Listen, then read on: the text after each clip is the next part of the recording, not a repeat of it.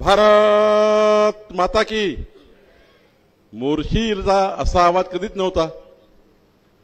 Doctor Bonde साहेबाचा 65वा वाढदिवस आहे, तर जोरात भारत माता की जय झाला पाहिजे। भारत माता की वंदे छत्रपती शिवाजी महाराज की, महामानव डॉक्टर बाबासाहेब आंबेडकर की। आज आपल्या सर्वांकरता आनंदाचा आणि अभिमानाचा दिवस आहे की अनेक वर्षापासून मोर्शीमध्ये होऊ घातलेलं पशु मत्स्य विज्ञान महाविद्यालय आणि या महाविद्यालयाला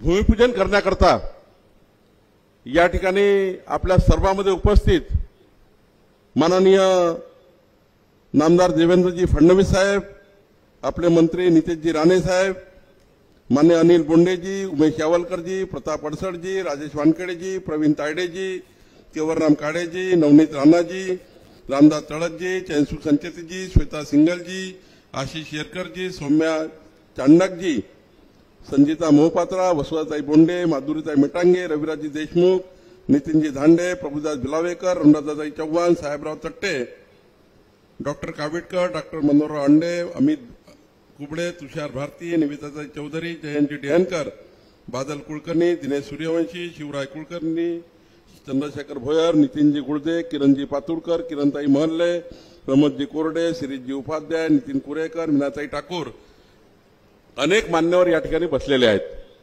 खरं तर आज आपल्याकरता आनंदाचा दिवस आहे की माननीय डॉक्टर अनिल बोंडे ज्यांनी आपलं संपूर्ण आयुष्य हे समाजाच्या शेवटच्या व्यक्तीच्या कल्याणाकरता, त्यांनी आपल्या जीवनामध्ये अनेक सांस्कृतिक धार्मिक कार्यामध्ये आणि ज्या ज्या ठिकाणी हिंदुत्वाचा विचार आला त्या त्या ठिकाणी प्रखरपणे या महाराष्ट्रामध्ये अमरावतीमध्ये आपली भूमिका स्पष्ट केली।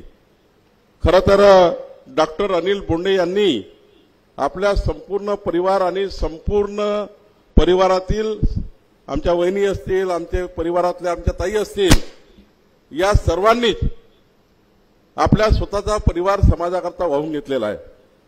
आणि मला अभिमान आहे की माननीय देवेंद्रजी जेव्हा मुख्यमंत्री होते 2014 मध्ये, तेव्हा एक कर्तव्यदक्ष कृषी मंत्री म्हणून माननीय अनिल बोंडेंनी खऱ्या अर्थाने एक मोठं परिवर्तनाचं काम या महाराष्ट्रामध्ये केलं आणि एक कृषी मंत्री म्हणून त्या ठिकाणी या महाराष्ट्रामध्ये नवनवीन योजनेच्या माध्यमातून कृषी उत्पादन वाढवण्यासाठी मोठं काम केलं।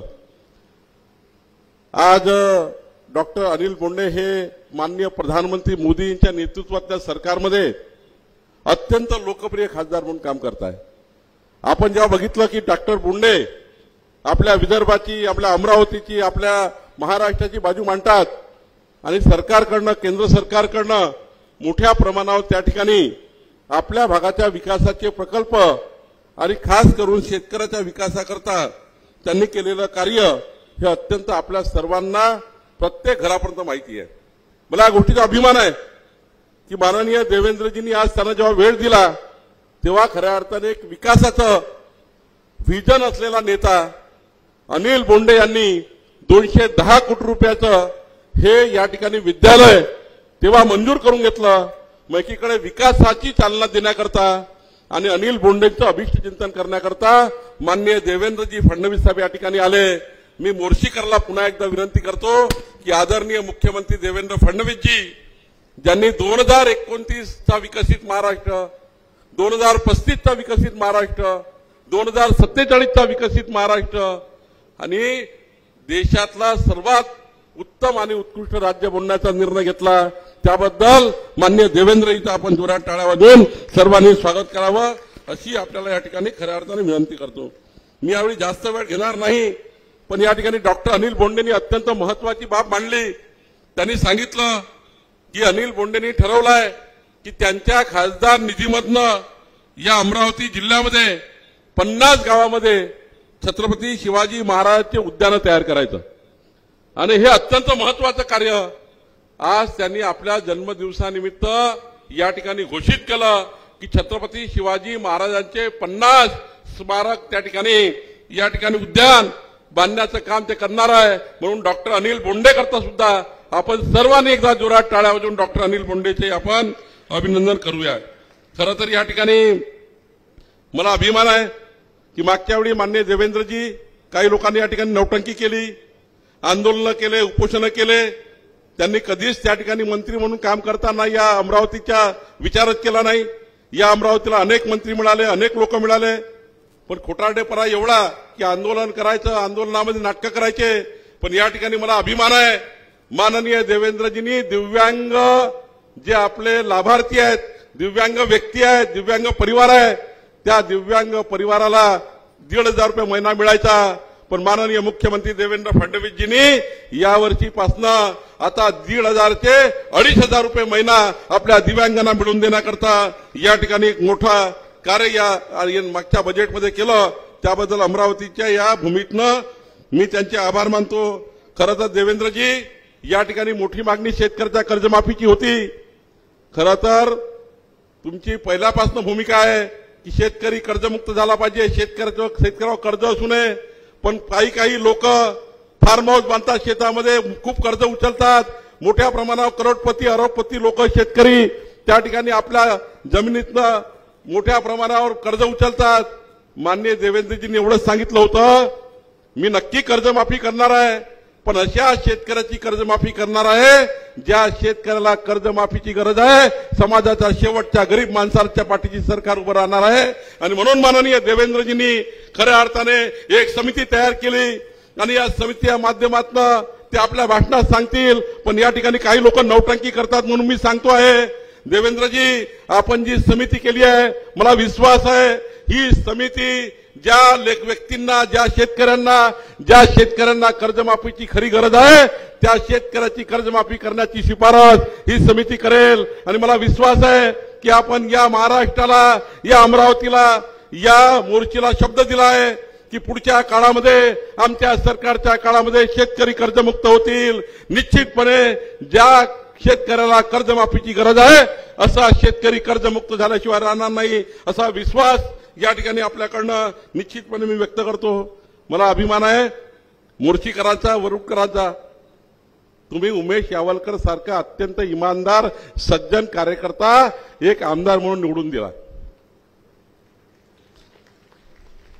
याच्यापूर्वीची काही तुलना मी करत नाही उमेश यावलकरची।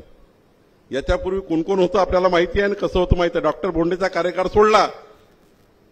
खरं तर उमेश यावलकर, मला वाटलं नव्हतं देवेंद्रजी की उमेश यावलकर एवढ्या लवकरच्या काळामध्ये विधिमंडळामध्ये आणि मंत्रालयामध्ये आपलं वर्चस्व स्थापित करेल। पण उमेश यावलकरनी मागच्या 4 महिन्यामध्ये विधिमंडळामध्ये अनेक प्रश्न या ठिकाणी मोर्शी वरुड विधानसभेचे मांडले। मंत्रालयाच्या 7 मजल्याच्या बिल्डिंगमध्ये वर खाली जाऊन 7 मजले खाली वर चढत आपल्या मोर्शी वरुड विधानसभेमध्ये अनेक प्रकल्प मार्गी लावण्याचा प्रयत्न केला। जे 10-10 वर्ष जे प्रकल्प थांबले होते, उमेश यावलकर माननीय मुख्यमंत्र्याकडे जाऊन, आमच्याकडे येऊन, नितेश राणेकडे जाऊन त्या ठिकाणी हे प्रकल्प पूर्ण करण्याकरता काम करताय। आणि उमेश यावलकरची घाबरू नका, सर्वात जास्त देवेंद्रजी चिंता कुणाची करणार आहेत? जे पहिल्यांदा निवडून आलेले आमदार आहेत त्यांची चिंता करणार आहे। त्यामुळे उमेश यावलकरच्या मनात खूप प्रश्न आहेत। खूप कामाला यादी दिली आहे पण तेवढी काही वाचत नाही। पण मी तुम्हाला पालकमंत्री म्हणून सांगतो आहे उमेश यावलकर, उमेशजी सर्वात जास्त निधी जर कुणाला मिळणार आहे तर मोर्शी वरुड मतदारसंघाला मिळणार आहे, याची काहीच काळजी तुम्ही या ठिकाणी करू नका। खरं तर या ठिकाणी आपल्याला जिल्हाधिकारी कार्यालय पूर्ण करण्याची जबाबदारी देवेंद्रजी आपण मला दिली आहे। त्याचा पैसा या ठिकाणी आला आहे। मोर्शी तालुक्यातली प्रशासकीय इमारत पूर्ण करण्याकरता आपली योजना पूर्ण झाली आहे। अमरावती परतवाडा आपण जो रस्ता करतो आहे त्याचाही आता प्रपोजल बऱ्यापैकी समोर गेला आहे। चिखलदऱ्याला आता मी कलेक्टरशी बोललो, चिखलदऱ्याला आपण एक 4-5 स्पॉट असे आहेत ज्या ठिकाणी इको टुरिझमच्या माध्यमातून मी परवाच त्यांना युवा काळात सांगितलं आहे। पण या ठिकाणी चिखलदरा मेळघाट हा जो भाग आहे हा काश्मीरच्या नंदनवनासारखा होऊ शकतो, याकरताचं संपूर्ण प्लॅनिंग आमचे जिल्हाधिकारी करतायत। आणि माननीय देवेंद्रजींनी त्यालाही सांगितलं की आपल्याला मेळघाट हे अत्यंत महत्वाचं पर्यटन क्षेत्र या ठिकाणी करायचं आहे। या ठिकाणी जैन कोका कोलाची संत्रा फॅक्टरी मागच्या काळात बंद झाली, ती फॅक्टरी आपल्याला पुढे नेण्याचं काम करायचं आहे। आणि सर्वात महत्वाचं माननीय देवेंद्रजी आपण सूचना दिल्या आहेत की खऱ्या अर्थाने हे जे शेतकऱ्याचे पांधन रस्ते आहेत, आज शेतकऱ्याला खऱ्या अर्थाने पांधन रस्त्याची गरज आहे। आम्ही विचार केला आहे या महाराष्ट्रातल्या शेतकऱ्याच्या शेतात जाणारा रस्ता हा या सरकारच्या माध्यमातून झाला पाहिजे। आणि माननीय देवेंद्रजींनी सांगितलं आहे पुढच्या 5 वर्षामध्ये या महाराष्ट्रातला मोर्शीमधला वरुणमधला एकही रस्ता हा शेतकऱ्याचा बांधकाम झाल्याशिवाय राहणार नाही, शेतकऱ्याच्या शेतामध्ये रस्ता पूर्ण केल्याशिवाय आपण राहणार नाही। हेही वचन आमच्या सरकारने दिलेलं आहे, ते आम्ही पूर्ण करणार आहे। आमच्या कलेक्टरचं मी अभिनंदन करतो, त्यांनी पुण्यश्लोक अहिल्यादेवी होळकर यांच्या नावाने महसुली तंटामुक्त अभियान या ठिकाणी सुरू केलेलं आहे। आणि ते अभियान पुढच्या काळात ते वर्षभर राबवणार आहे। आपल्या सर्व मोर्शी वरुडकरांना माझी विनंती आहे की आपण या अभियानामध्ये पूर्ण लक्ष टाकावं। या अभियानामध्ये गावागावामध्ये अभियान जेव्हा येईल त्या अभियानामध्ये पूर्ण त्या ठिकाणी जर सहकार्य केलं तर निश्चितपणे तंटामुक्त गाव या ठिकाणी पूर्ण होईल। मी या ठिकाणी एवढंच सांगेल की आज डॉक्टर अनिल बोंडेजी, आपण सांगितलं माझं वय 65 वर्ष आहे, हे आम्हाला माहिती आहे, वय 65 वर्ष ते जन्मतारखेवर नाही, पण तुमच्यामध्ये 45च्याच मुलाच्या 45 सारखा युवक जो असतो, 40-45चा युवक, त्याच्यामध्ये जी क्षमता असते धावपळ करण्याची, ती क्षमता माननीय डॉक्टर बोंडे, आणि मी तर डॉक्टर बोंडेजी करता आई महालक्ष्मी जगदंबेला प्रार्थना करेल की त्यांना 100 वर्ष आयुष्य मिळू दे, त्यांचं जीवन मंगलमय राहू दे।